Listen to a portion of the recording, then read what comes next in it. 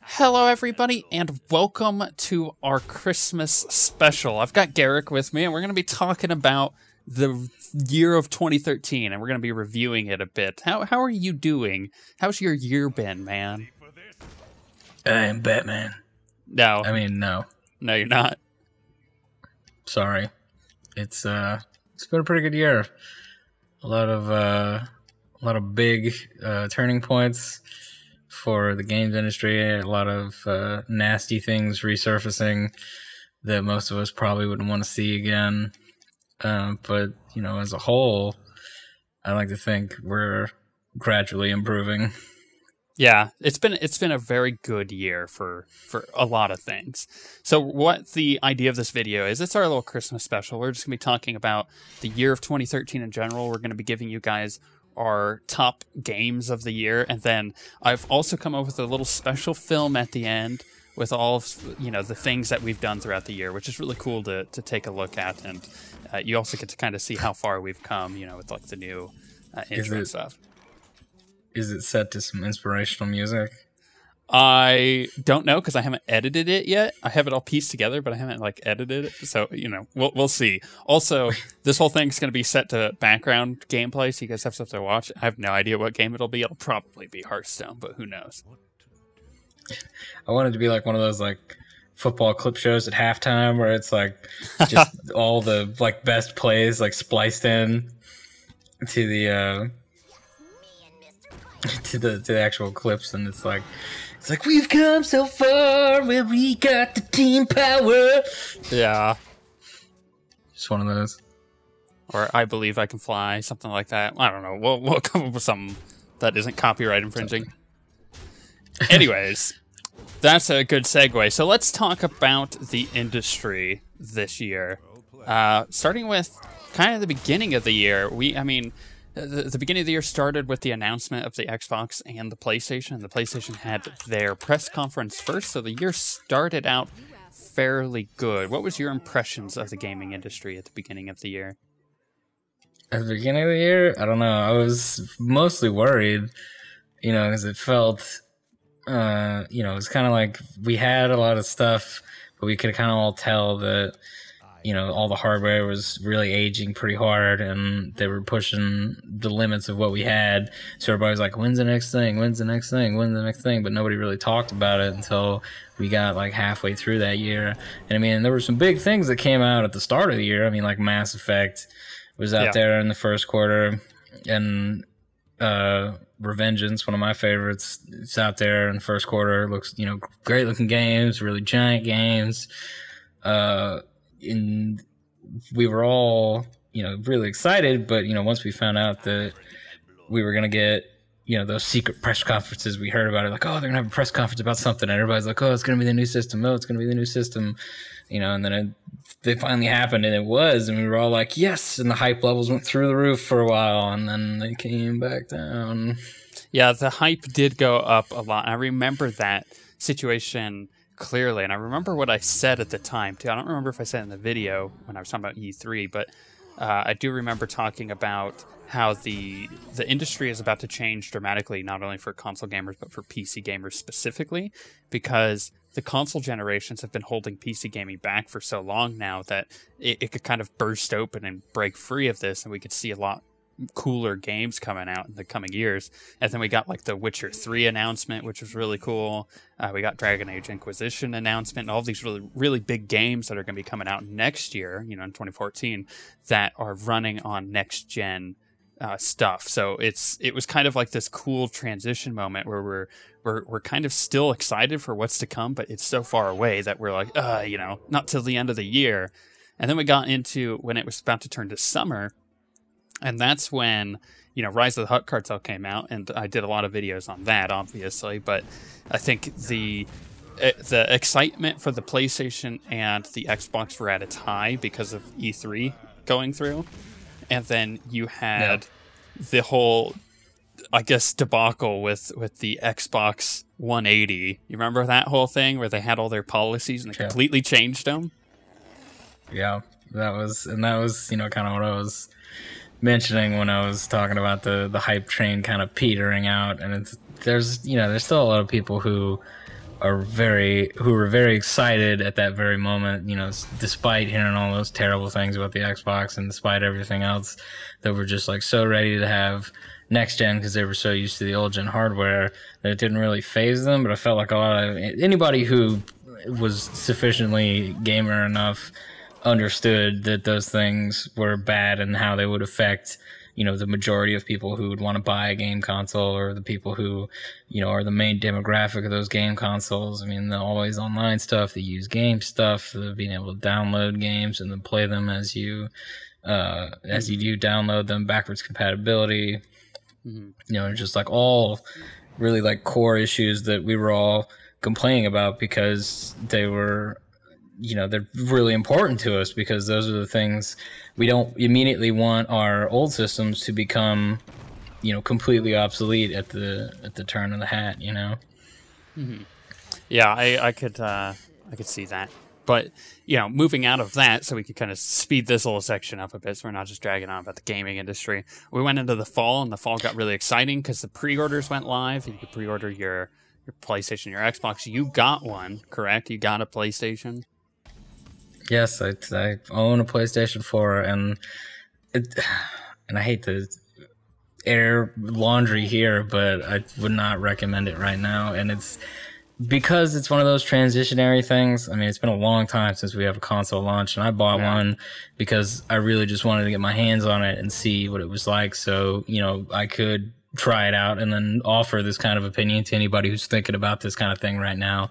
About buying one of the new consoles. And I would say, honestly, right now, just wait. I mean, originally when they had announced it, at E3 and the press conferences afterwards, it was kind of like, oh, we're going to have all these cool games. We're going to have Destiny, we're going to have Watch Dogs, we're going to have Assassin's Creed, But then, as the time started ticking, is kind of like all the companies that were like, oh, it's going to be launch day, it's going to be launch day. Well, it might not be launch day. It's probably not going to be launch day. It's going to be 2014. Yeah. So it's like as it got closer and closer to that launch, suddenly my launch set of games shrunk from 5 to 4 to 2, and then it came out. And while I had a ton of fun on the PS4, and I think it's a really impressive machine, and I think, it's a great thing to have. I would say if you're thinking about next gen consoles, I'd just wait. If you don't have a previous gen console, they're dropping in price like rocks. Pick one of those up, play through, the greatest hits of the last generation, and then once, the good stuff starts coming out next year as we move forward, pick one up then. Yeah, I could see that. Also, with that whole thing, we had a few next-gen games launch on the PC, which were, like Battlefield 4 is a good example of that. And while it looks pretty, it launched in a really terrible state. They've fixed a lot of it since then, but it was this culmination of like a lot of excitement that turned out to be a lot of disappointment. So, with that in mind, as we come to the end of the year, and there's a few games launching still, but you got the Steam, winter sale and all that fun stuff that happened. Looking back on the entire year, 1 to 10, what would you give the gaming industry? See, that's a tough thing, because you look at it and there was legitimately good things released this year that were not affected by any of like the terrible policies and stuff, and there's still a lot of good stuff on the new systems, and the new systems themselves are all very good, in addition to all the stuff that came out on the PC, which is usually pretty good all around. But it's that transitionary year that we have, and it didn't really feel like there was a big like summer lull this year, which was good. I would say 7 or 8 at least. Okay. For me. Okay, I could see that. There's a couple down moments. Like I said, my launch PS4 lineup went from 5 to 4 to 2, and I'm still not really playing it much, and I still won't get to play it much more until January, February, March of next year. But it's a lot of good stuff that came out, a lot of good potential coming, but it's not the N64 release or the original Xbox when I was playing Halo in my basement. Yeah. See, okay, for me, I would give it a 6.8. You know, let's add a point in there. And the reason why is because while there were a ton of really cool games that came out this year, especially games that pushed the industry forward a lot, and some games that actually revolutionized on, you know, many things, there were also a lot of gaming controversies. There were a lot of stupid gaming things that happened, you know, within the industry, and then you had not poor launches of the consoles, but not as good as they should have been. So the reason I'm giving it a low score is because I know next year is going to be a really, really good year. So I want to look back at this year and go, it was okay, but I want to look at the next year and be like, this is going to be amazing, because you have all these really sweet games coming out that I can't wait to play. Can I revise my score? Because I was like highballing it because I thought for sure that you were gonna highball it. Yeah, you could change your score. It's cool. We're flip-floppers here. Okay, that's fine. I'm gonna drop it to a 7. In that case, Okay. not a huge drop, but you know, there was. I try to ignore most of the stuff that really like disappointed me this year. I mean, stuff like the Mass Effect 3 ending, like the Xbox One's, you know, policies. Did Mass Effect 3 come out this year? I didn't think it did. I think it came out in 2012. Oh no, that was last year. I'm a ding dong. Sorry. Look, at least we fixed that so the people aren't in the comments going, "Oh my gosh, it came out 2012." I'm such an idiot too, because I got Wikipedia open and I'm looking at it and I'm like, smooth. Okay, so I'm sure I meant something else, but you know, it's just the few things that did happen. I mean, stuff like the microtransactions that were happening, like in Forza is the best example I can think of. But I mean, not only that, but I mean, I've seen them in Assassin's Creed and stuff too. It's like, oh, buy this pack so you can get all the treasures and stuff. Like, they're not as intrusive, but you know, you can kind of tell like the company, you know, grubby fingers on the hands of your games. And it's a little distasteful, really. I mean, you're looking at this stuff and you're like, Yeah, I think Dead Space 3 is a good example of that, but I'm sure we'll talk about that game. Yeah, Dead Space 3 is... That's what I meant instead of Mass Effect. Well, I don't know why I said Mass Effect. It's both a 3, both EA, stuff like that. Okay, so let's change gears here. Let's talk about how the channel went, right? Because the channel grew significantly this year. So just, you know, baseline, how do you think the channel did? Where do you think the high points were this year for the channel? High points? I mean, honestly, despite all the flack we gave it, Dead Space 3 was a lot of fun to film. It was fun. It was a lot of fun to film.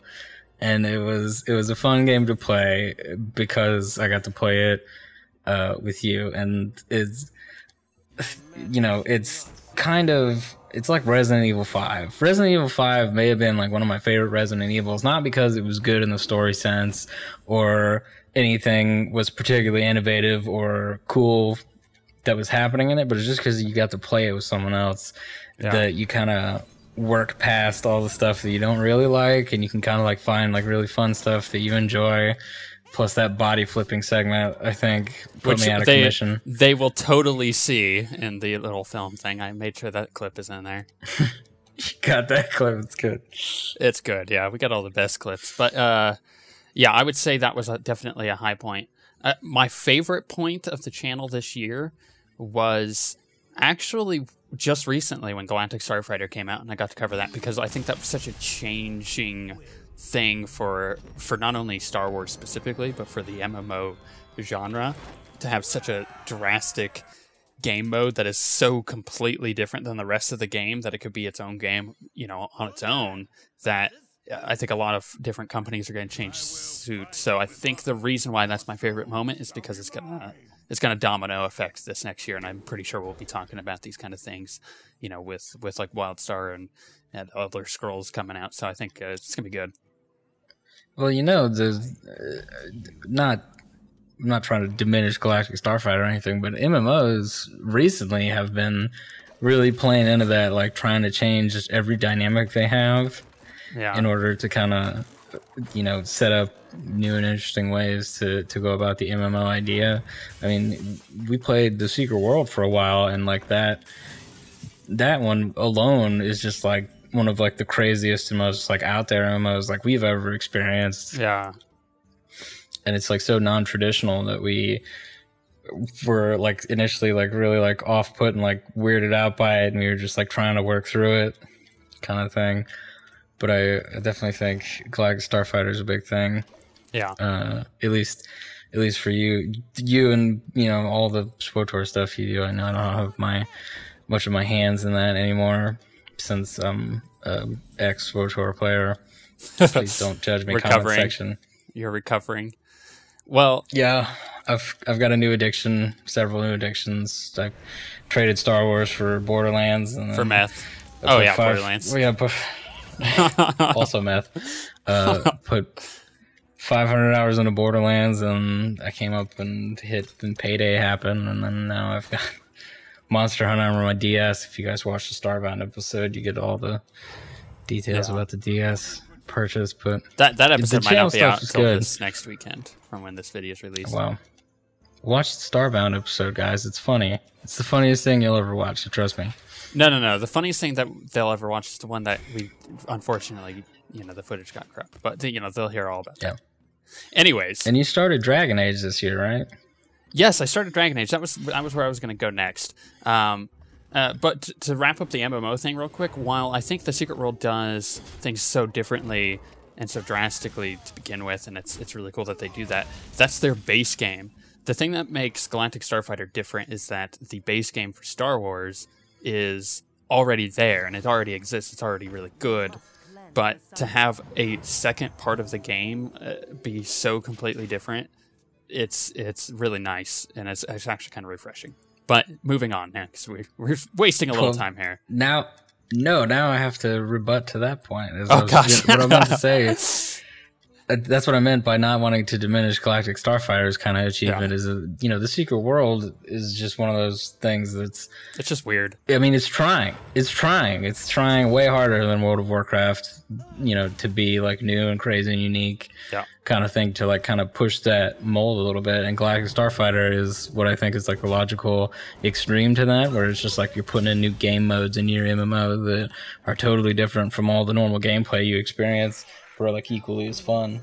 Yeah, I can see that. But yeah, I think we'll see more of that. I think we will, especially with I'm pretty sure the imminent failure of ESO, but that we'll talk about in the future more for sure when it goes into beta. The other thing here is, I did start Dragon Age, and that's a pretty big ask, and that would be my second favorite moment, because I love RPGs so much that to be able to share such a nice experience is really cool for me. But let's move on to talking about the channel a bit. I'm gonna share numbers with you that I have not shared with you. They're openly available to you because you have access to the channel, so you actually could look at them at any time. But I don't think you ever have. So this year alone, we have had 608,000 views total, which is pretty good.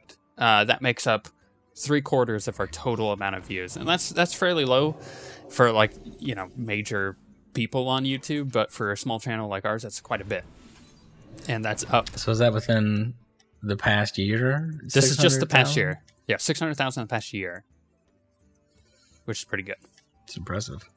Okay, get this. That actually equals up to, because of all the videos they watched, that equals up to 3,778,094 minutes watched. That's crazy. That is pretty nuts. So that's how many minutes of people's lifetime were wasted this year on our videos, and I love that. Our highest viewed video currently is our HK51 guide, with just under 40,000 views at the time of making this video, but I'm sure it'll be up past that. This year we've had 5,408 comments, and we have gained 2,490 total subscribers. That is actually a different number. Give me a second while I switch graphs here. This is actually graph porn. Those numbers always, it's like those infographics like they used to release for like the Mass Effect 3 multiplayer and the like Halo multiplayer and stuff, where it's like 28.77 trillion credits have been spent, and you're like, your brain's trying to like work through it for a second. You're like, wait a minute, you can't, that many credits don't exist, or like that many hours can't be played, or else we'd all be dead. And you're like, oh, each person played 8 hours, and then they add them all up. And like I always have to do the math in my head for a second. I'm like, wait, that doesn't mean time has ended. So we had actually gained 3,470 subscribers, but because we don't have we have a fairly low turnover rate as far as subscribers go, but people who may no longer be interested in Star Wars anymore or watched one of our older series and no longer interested in the channel, we've lost 980, so it's a total gain of 2,490. And we are up above 4,000, and I'm pretty sure we were just getting to 1,000 at the end of last year. So we've gained a lot, man. We're growing. We're growing like crazy. Like rabbits on Viagra. Like that's growing so much as banging. What? I don't know what you're talking about. So the views also, hold on, let me clink. There's so many little... Okay, the most amount of views is in the United States. It's our biggest viewership. We have 10% female viewership, so all, 5 of you. Awesome, I'm glad that you watch. That's a little joke. That's hello, lady. Ladies. Yeah, lady. There you go. That's pretty high for a gaming channel. We're actually about 6% up on what usual gaming channels are, that's pretty good. It's probably my, dulcet tones. But then you have Yeah. Are you sure it's not my Zap Brannigan impression? We just lost another 3%. Thanks. Come on now. Can't believe you. You're welcome. So, Champagne. The UK is our second highest. Canada is our third, followed by Germany, Australia, Sweden, Denmark, France, Netherlands, and then Norway, and that makes up, I think, the top 10. So it's pretty good. I wouldn't expect France to even to be on that list, considering all the David Cage hate.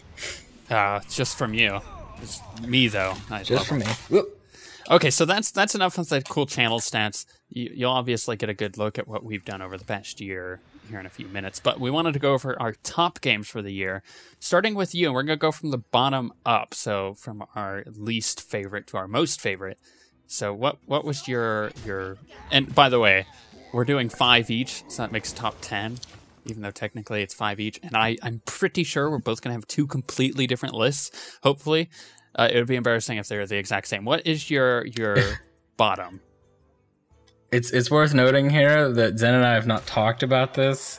We have no idea until just this moment. So there'd be no cross contamination of lists. Yeah. So we've kept these secret in locked vaults until this very moment. So you get to be part of a history here. Yeah. Do you want to do honorable mentions first or afterwards? Let's do that afterwards. Okay, so my number 5 game of this year is Path of Exile, the action RPG from Grinding Gear Games. And why is that? So my deal with Path of Exile is, having played it for a while, and I got a couple characters like as high as level I could get, and played a lot of it, and I thoroughly enjoyed a lot of it, but there are like certain little systems in the game that I'm not real fond of, and so like while I see like a tremendous amount of potential there's just like a couple of things that really put me off from fully investing myself in it, even though like I would really actively try to invest myself and like get more in it, but it's just kind of like it's thrown up roadblocks because it's it's been in development for so long that it feels like it's not quite there yet, and I feel like in 6 months' time or like a year's time, it'll be this phenomenal action RPG that everybody should try, kind of thing. But it kind of eked its way into the bottom 5 spot on my list, just because I really liked it so much, and there was a lot of potential there, but it didn't quite knock it out of the park. Okay, I can see that. The unfortunate thing is, you say it'll be like 6 months for it to start getting really good, and the problem with that is they just announced the release date for Reaper of Souls, which we already know is very good, and that is March 25th. So kind of unfortunate for Path of Exile. Okay, my 5th spot was actually StarCraft 2: Heart of the Swarm. I thought that it was a great expansion to an already really good RTS, and it pushed the esports part of it a little further, and I think there's some really cool stuff in store now that they've worked out a little bit of their, I guess, laddering system as far as the actual esports part of it goes. So I'm excited for the esports around StarCraft 2, and I've always watched it and I love it. So that's why Heart of the Swarm made it into my 5th. What is your 4th?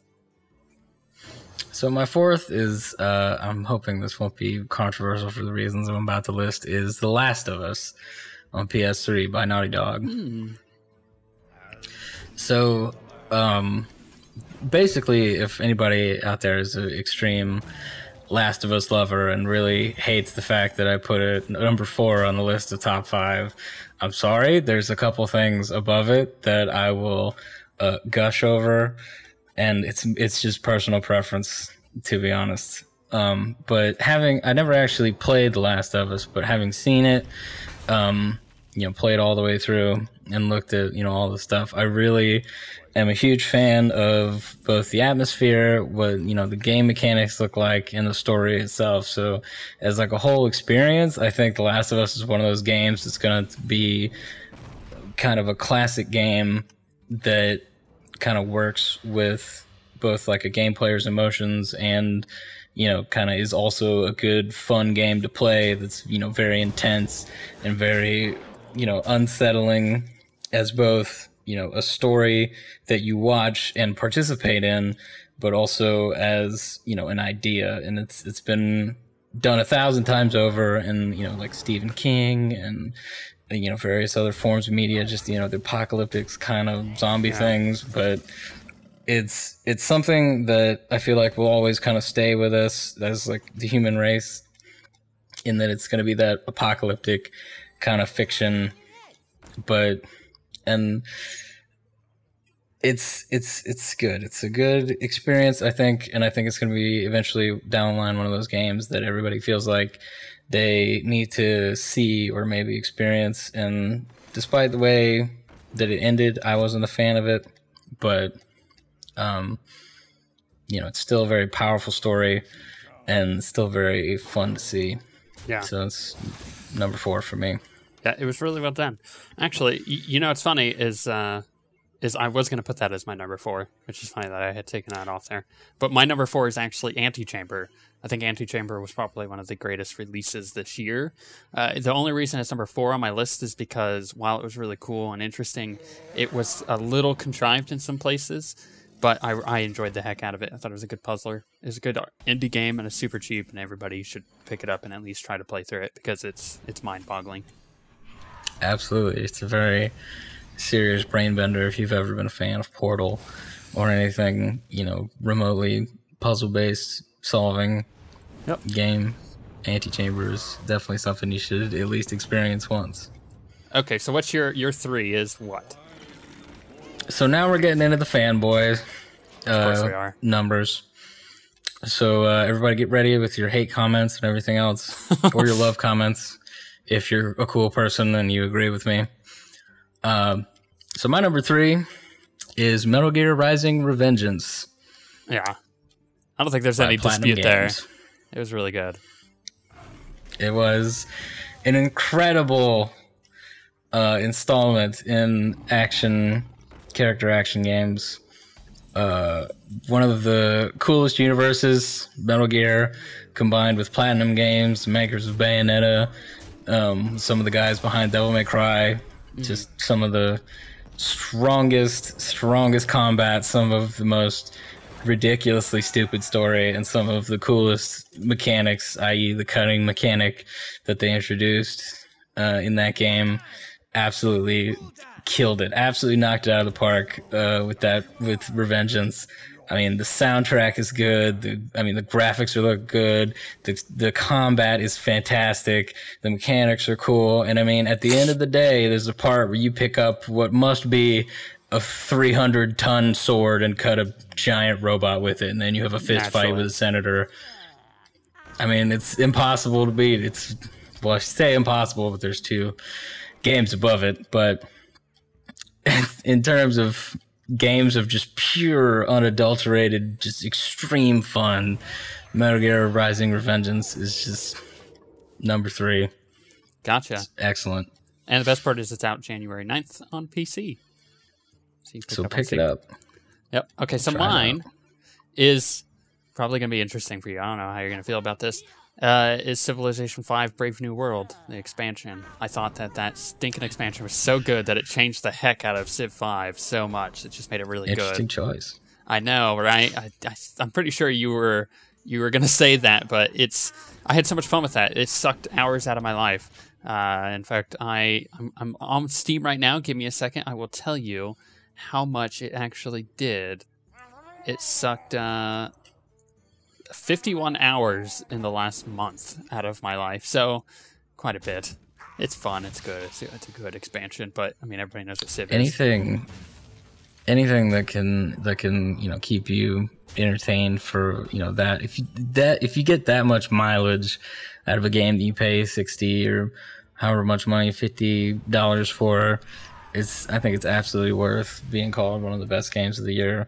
Oh yeah, I mean, especially the mods alone give it so much more life. Like, I've been playing the Mass Effect mods since I got it, and it's just so good. Okay, what was your number 2? Number 2, coincidentally, is a number 2 game. My number 2 entry is Payday 2 by the guys at Overkill Software and Starbreeze Studios. So if you're unaware of the series, Payday 1 was kind of an indie game that came out a couple years ago, basically based on the movie Heat, where you rob banks. In the original game, there were 4 banks, or 4 heists, and you teamed up with friends, and you robbed banks or took over drug lord safes, and etc. And so this year, Payday 2 released, and it kind of revamped pretty much everything about the series, and it changed the way they looked at stealth and the different kind of heists they did and the different kind of ways you can plan it. And I just think I remember back when I told you about Payday, and then we played a little bit of it, and then you were telling me things that you didn't like about it, and then Payday 2 happens, and I'm like, hey man, you remember all those things that you didn't really like about the first one? Guess what? Yeah. I can see why that's on your list. And I have 200 hours in this game already, and despite a lot, there are kind of a heavy amount of problems initially when the game came out. Just, stuff that they said was going to be there that wasn't there, and kind of like weird issues with detectability and stealth and weapons, and, why we don't have enough money, or we have too much money eventually, where, you get so good at the heists that they gave us that we would have a lot of offshore money, which is, money that we couldn't spend. But then, gradually over these last couple months, the game came out in September, and it's December right now, and they have, I think, 20 patches already in it, which is impressive turnaround. Dang. Just in that time frame that we have right now. And they've added a ton of stuff. They added like 3 or 4 new heists, and they added, they have a armored car DLC now and a weapon pack DLC, and the armored car adds 5 heists where you take out armored cars. Sometimes have gold or money or whatever, and then you get to, from those, you can discover additional heists. But it's just a real interesting first-person shooter game because it's a little bit like Left 4 Dead, but with police officers instead of zombies, and it's a real kind of fresh take on what it means and what you can do with a first-person shooter, and it doesn't always have to be brown military or blue space shooter. It can be something that really gets the blood pumping, where you're like, where's the van? I need to get all my jewelry bags into the van, and then you gotta get out of here with civilians. It feels like the movie Heat. If you've ever seen it, that's the kind of rush you get, and it's a lot of fun to be able to rob virtual banks. Not that I condone robbing real banks. Yeah, sure you do. Okay, so this is probably the one game that's actually going to cross over for us, which is my number 2. And I don't know. I don't think it's going to be your game of the year, but it might be. Which, for me, my number 2 was Tomb Raider, because that game was so good. It was so good. It was good. I love the heck out of it. I can't wait until they make a sequel, which they're working on. So I don't even need to talk about Tomb Raider. I think everybody knows how good it was. It was fun. It made it in at number 6 on my list. Did it? Okay. Yeah, I think I was I think Laura was, or Laura, really, is how her name is. Laura Croft. Laura. I think she was a really good figure as far as female characters go in gaming this year, and she stepped it up a notch. They really made it not about the sexuality and more about kind of the survival aspects and the tombing. And how many skulls they could cram on screen at any given point. Yeah, that was. I mean, that's like probably a Guinness Book of World Records thing. And the only reason Tomb Raider came in for me below the rest of mine is that despite the fact that I loved it, you know, there were things in it that really like kind of like bothered me, and I think that's just more personal than anything. And it's stuff like when she has her first kill and she gets like really upset, and then, you know, like an hour later in the game you're like shooting flaming arrows into exploding barrels and killing like 16 people at once, and you're like, yes. Yeah, well, that's more satisfying for the character or for the player, I think. Okay. Right. And it's hard to mix kind of good gameplay mechanics and like, because I mean, I will say that the gameplay mechanics and stuff in Tomb Raider were all phenomenal. So it's like when you hit the guys in the head with like the ice axe or the climbing axe, and you like knock their helmet off, or you just completely brain them, you're like, it just feels good. It's like, you know, real meaty, and you're like, yeah, kill these crazy guys kind of thing. And it's, in addition to that, I mean, there are some really like powerful and like scary things in there too. Additionally, like and I know you'll agree with me on this one, the part where you're climbing the radio tower. Oh yeah, that was great. It was beautiful and terrifying, like all at the same time. It's like that video you showed me of those guys who were climbing the radio tower. Yeah. Oh gosh, the tower workers climbing the 1,700 foot tower. Yeah, I can't watch them without getting motion sick. I mean, yeah, it was unsettling, but I mean, stuff like that. And then despite the thousands upon thousands of skulls in the ruins and stuff later that you find that just seems impossible, I mean, those parts with like the scary ogre guys and the, you know, just the crazy cult people are really, you know, scary. Like when they drop you into that pit with like all the feral people, you're like really nervous and it's really tense. Yeah, they did a great job. It's just a lot of fun. It's a fun game. It's got good atmosphere. Okay. Here's the moment everybody's been waiting for. What is your game of the year? I'm going to do the Zen and Garak kind of thing. So my number one this year is Assassin's Creed 4. Oh, that is totally... I saw that coming, by the way. That's like a mile away. I'm sure you did. I'm sure you did, but... I think there was one night where you just talked about it for like 3 hours straight to me, and I was playing Hearthstone. I was like, yeah, whatever, man. Yeah. And I don't know if it's going to be controversial at all, but I mean, I've played every single Assassin's Creed game except for the mobile ones. Nerd.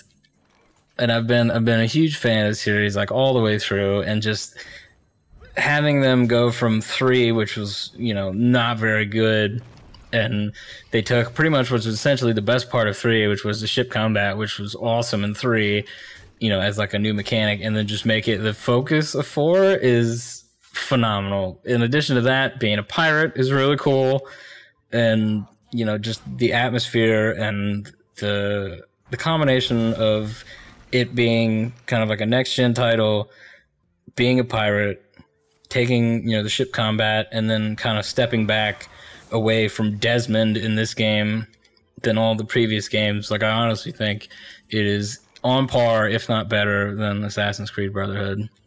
Wow, that's high praise. So you liked it then? To this, I mean, today I was listening to the sea shanties, because I was bored. I was like, man, I really just want to listen to all those sea shanties again. And I just listened to like 40 minutes of the sea shanties that they have in Assassin's Creed 4. I mean, if that is any testament to like how good the atmosphere is in that game, I mean, you're just sailing around in your boat and then you just have virtual guys singing you sea shanties while you're running around hunting animals, plundering loot chests, and blowing up enemy ships. Phenomenal. It is a phenomenal game. It's fun. Yeah, you know, and I think my personal favorite part is how they stepped away from Desmond in this game, and instead of it being sections where you take Desmond out into the real world and you do some stuff that's, you know, very assassin-y, you know, so it's like you spend like 2 hours running around as Ezio in the Animus, and then you get out and you're like, oh, I get to be Desmond. Like, what am I going to do? Am I going to go somewhere and you take out some guards or something? And you're like, nope, you're just going to run around up and down some catwalks, and then you're going to steal a thing, and then you're done and you're back in the Animus. Yeah, and everything that I've tried on it has been really good. So I could agree with your game of the year on that one.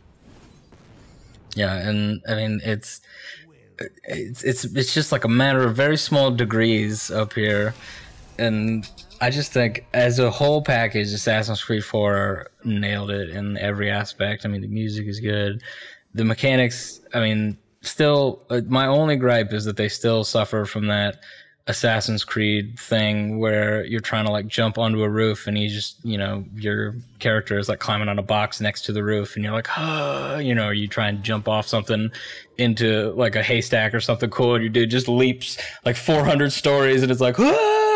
Yeah, you know, just on the ground.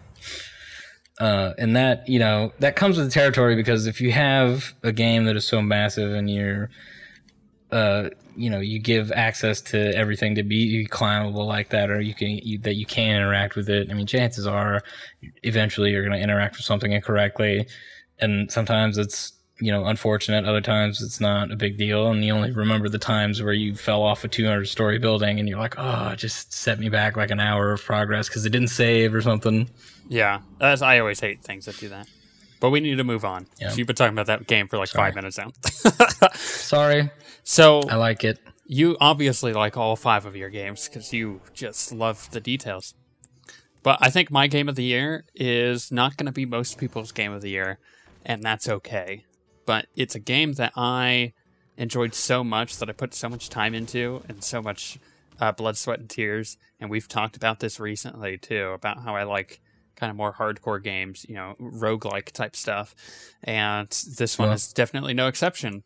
So I thought my game of the year was definitely Don't Starve, because it is a phenomenal survival game on so many levels, too. I mean, you've got the amazing art style that Klee does, which, I mean, every one of their games has this amazing art style that they've got. But then you had, you know, the great atmosphere and the great sound design in the game.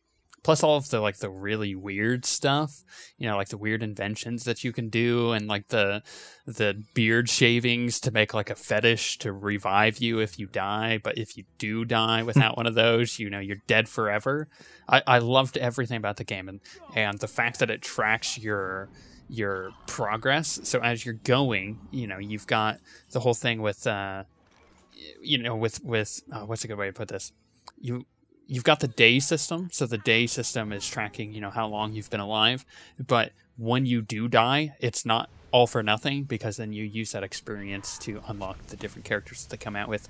And they're constantly updating the game and adding a ton of new content to it and balancing out some things that were a bit overpowered. However, I thought that was my game of the year.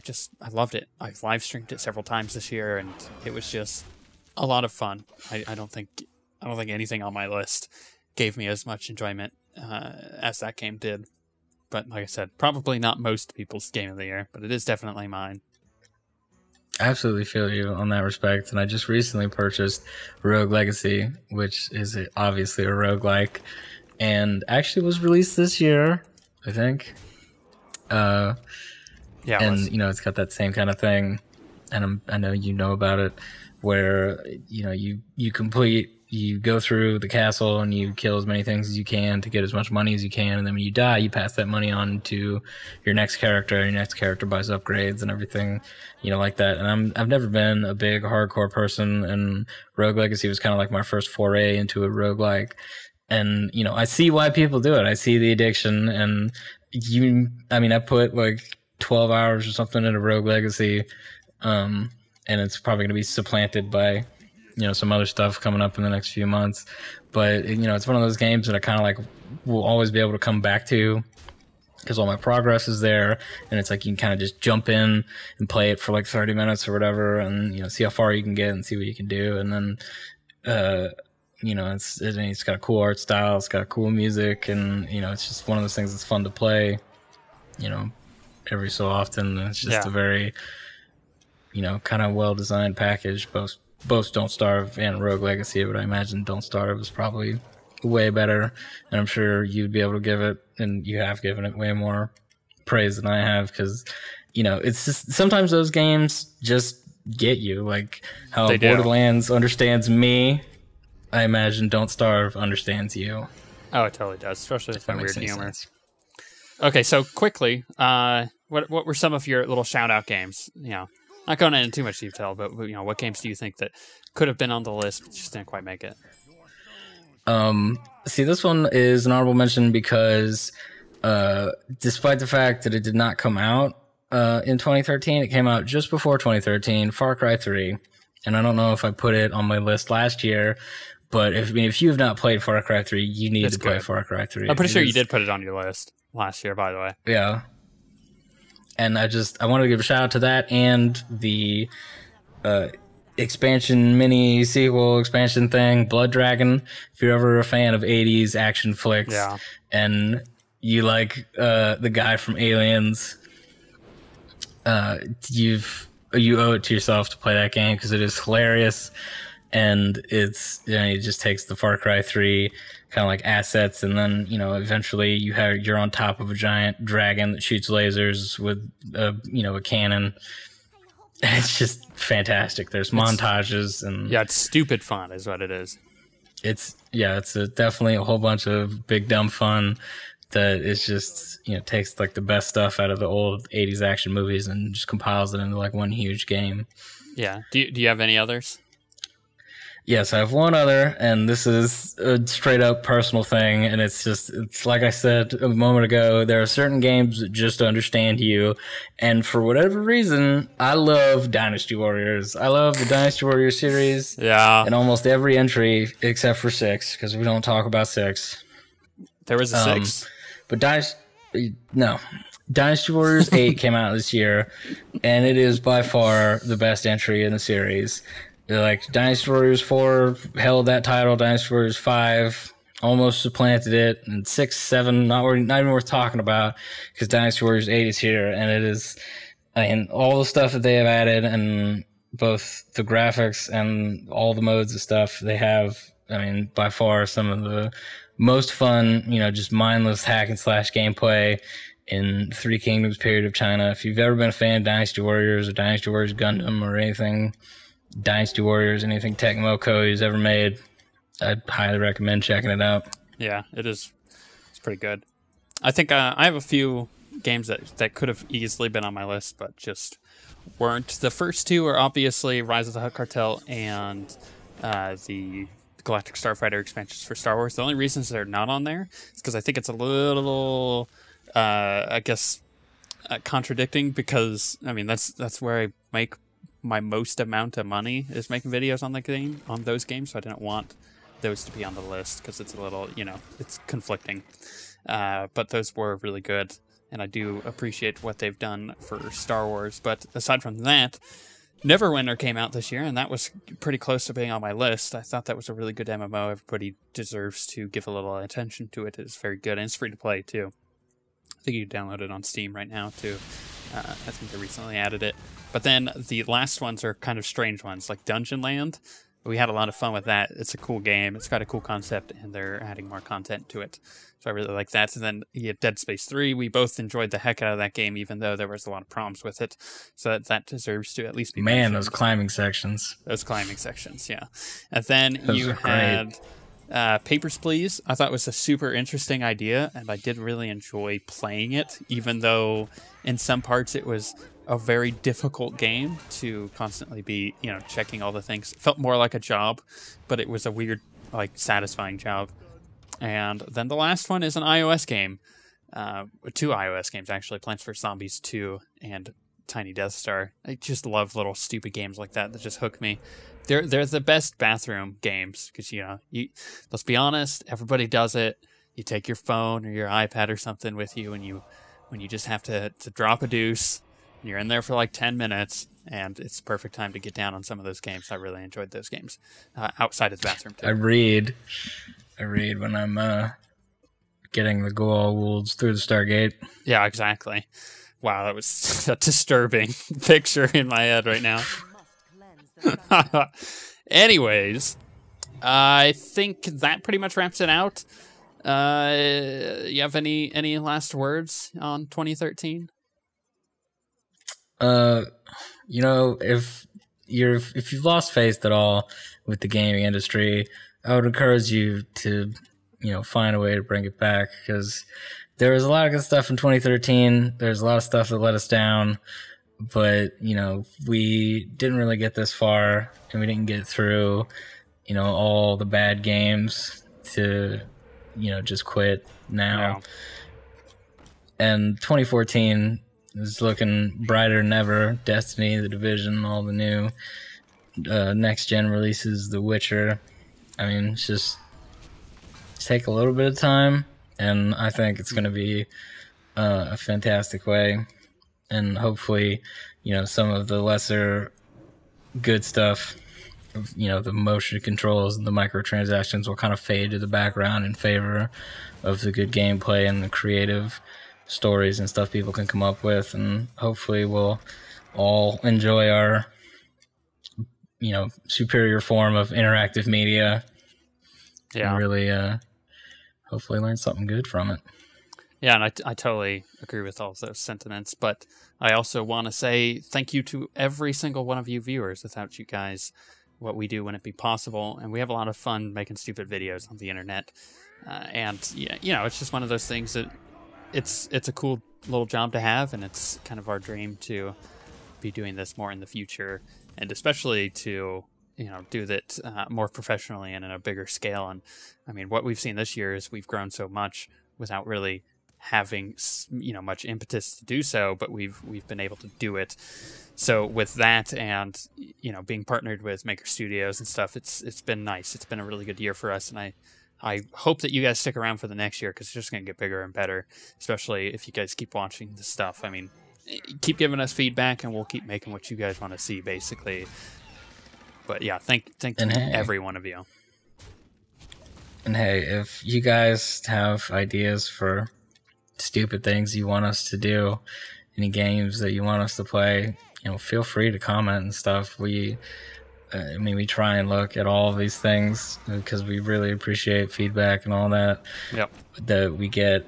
I mean, we get some of the nicest messages on YouTube that I've ever seen, that somebody would take their time out of the day to write us like how much that they enjoy watching our videos. I mean, it means a lot to us, and we really do appreciate it. And, you know, I didn't scare, you know, my pants off playing Amnesia for nothing. No kidding.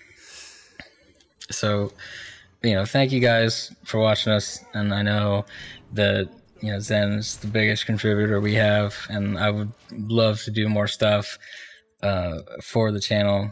So, you know, if you guys have things that you really want to see, you know, let us know, and we'll try and work it in. And like Zen said, thank you guys for watching. And once, you know, just spread the word. So once we hit the critical mass point, we'll take off like a rocket, and soon everybody was saying, hey man, just check out that OSW video today.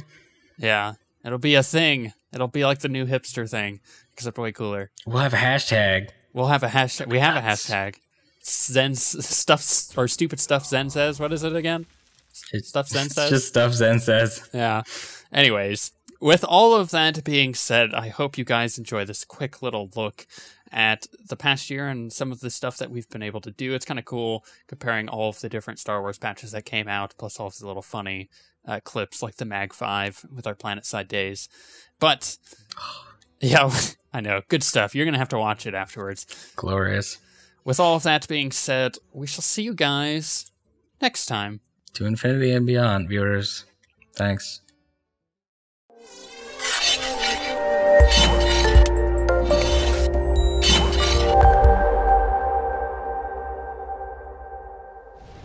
Hello everybody, and welcome back to more of the Trooper series, where in this episode we're actually finishing off Chapter 3.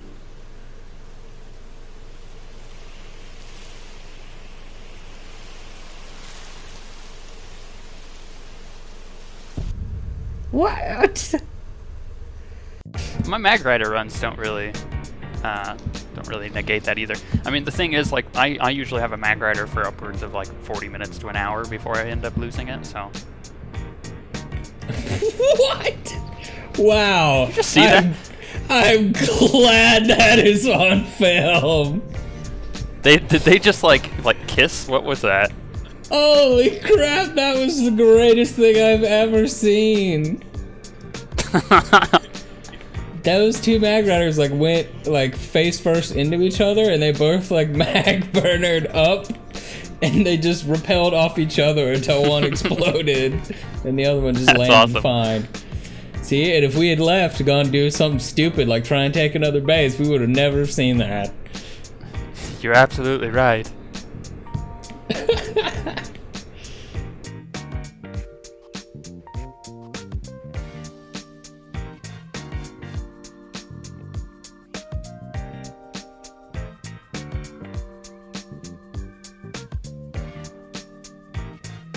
Hello everybody, and welcome to the first episode of our Dead Space 3 series. I got Garak here with me. How's it going? The deadest of spaces, everyone. All of the Dead Space. The deadest. Dead Space the third. Oh, you're almost dead, bro. Fuck. Yeah, I know. I almost got digested. I don't know if you were paying attention. Come on. No, I wasn't there for that. We won't stay dead forever, not around here. I'm not gonna tell Ellie. Hey, you tell her the truth. Now let's go. Yeah, man. I got your back. Holy crap, I am like super dead. Why was that just sitting on his chest? What a weirdo. I don't know, man. Oh.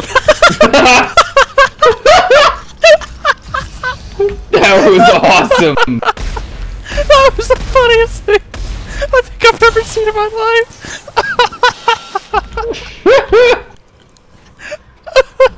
I'm crying. That was the best. Oh gosh, way to ruin the moment. Yeah. Hello everybody, and welcome back to more of our patch 2.0 coverage. This is one of our many class guides that we have. In this video we'll specifically be going over all the changes to the Operative and the Scoundrel advanced class. We are in Scum and Villainy right now. This is all pre-recorded. I'm here on my Bounty Hunter. I'm going to be showing you guys all the different armor mech stuff that you can get once you've hit 450, as you can see. Hello everybody, my name is Zen, and welcome to the pilot episode of our new series, the Indie Game Spotlight. This is a series where our entire goal is just to spotlight a new indie game every week and really give you a broad range of all the different indie games out there. This week we are looking at Thomas Was Alone. We are taking a look at Bit Trip presents Runner 2 Future Legend of Rhythm Alien, which is really hard to say. So I got a few upgrades. I got a processor. These are the only things I got. I got processor, motherboard, and RAM. Those are the only three things that I got. And I wanted to show you what kind of difference that would make on gaming. So this is on Makeb, and this is with the old PC. This is what I recorded on the old computer. And instantly, right away, you can pretty much see, okay, this is smoother. I'm running at a higher frames per second. You can look at the FPS counter. Hello everybody, and welcome to a quick little 2.1 video where we're going to be checking out the color dyes that were added to the game. And as you see, I have the Cathar unlocked. It costs 600 cartel coins from the cartel market, or you could buy it from the GTN whenever people start posting it for absurd amounts of credits, I am sure, but it's probably better than spending $6 on it. We're going to check out the female first. Welcome to the first episode of the Smuggler Chapter 4 stuff. Welcome to another patch 2.2 video on the PTS where we are looking at the various class changes.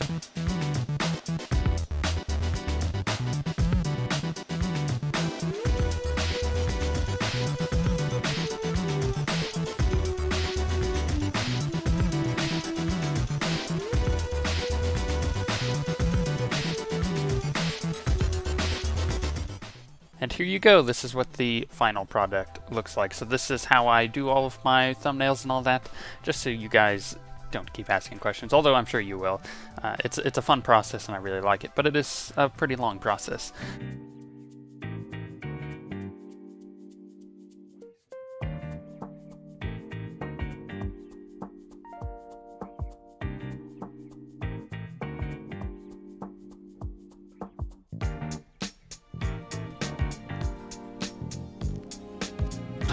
Those boob physics. Did anybody see that? I feel a bond when we speak. Hello everybody, my name is Zen and welcome back to our patch 2.3 content coverage on the PTS, where we're going to be taking a look at all of the new graphical updates coming soon. So, on the left hand side is the PTS footage, and on the right hand side is going to be all of the 2.2 footage, which is the live servers. First is a giant melon. She throws the melon, it's like Kolto Bomb, except it's awesome because it's a melon. And I think the animation on it is probably one of the most glorious things I've ever seen. Now, the next thing she has is a charge, and this is tied in with the heal dart that she does that heals you when the target attacks you. But the charge is awesome because she used one of those gliders from the Ewok, I guess, lore, which is awesome. That's a reaver. Oh, it's a mosquito. Close enough. Oh! Oh! Hello everybody, and welcome to the first episode of the Dragon Age Origins playthrough. Hello everybody, and welcome back to more patch 2.4 coverage on the PTS. My name is Zen, and I'll be showing you yet again another boss in the Dread Fortress. Whoa! Probably stop turning dials. You're supposed to be doing this. I don't know. I'm a cleaning lady. I'm not equipped to do any of this. I'm just trying to get paid. Damn it, Jim! I'm a cleaning lady, not an engineer. Hello everybody, and welcome to the first episode of a very long series of guides that are designed to make you better at the game. And that you is anybody that wants to play Star Wars, and that's, you know, anybody who just is getting started, who's been playing for a while, or who is a veteran MMO player like myself.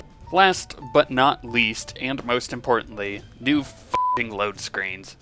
I figured we would play a little bit of Hearthstone while we wait for new series to pop up on the channel. We're just waiting for certain games to come out.